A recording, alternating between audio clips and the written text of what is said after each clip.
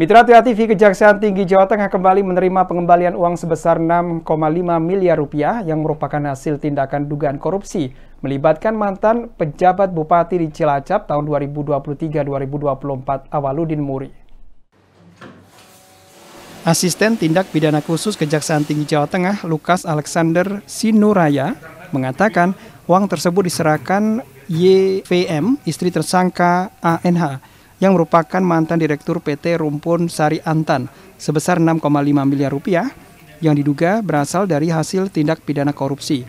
Tim penyidik Kejaksaan Tinggi Jawa Tengah melakukan penyitaan terhadap uang tersebut dan akan dititipkan di rekening penitipan Kejaksaan Tinggi Jawa Tengah untuk nantinya dibawa ke persidangan. Dijelaskan Lukas Alexander, pengembalian uang yang diduga merupakan hasil tindak pidana korupsi itu berawal dari penelusuran penyidik. Penyidik menelusuri dugaan penggunaan uang hasil korupsi tersebut untuk membeli sebidang tanah. Penjual tanah kemudian mengembalikan uang hasil pembelian yang diduga berasal dari hasil korupsi.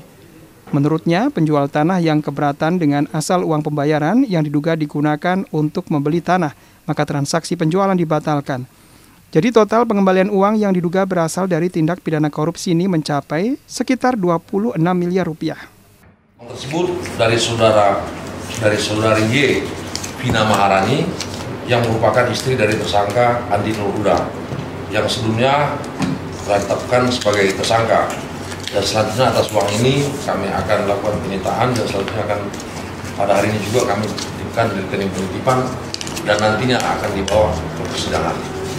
Jadi dispersnya hari adalah penyidik kembali melakukan penyitaan uang sebesar 6 miliar 505 juta rupiah dalam kasus korupsi BUMD Cilacap.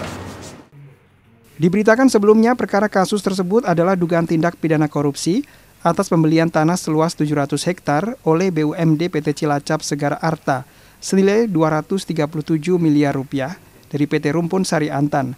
Pembelian dilakukan pada tahun 2023-2024. Namun tanah yang dibeli tidak ada. Dari kasus ini Kejaksaan telah menetapkan 3 tersangka, yakni mantan Direktur PT Rumpun Sari Antan, mantan penjabat Bupati Cilacap AM, serta Komisaris PT Cilacap Segara Arta IZ.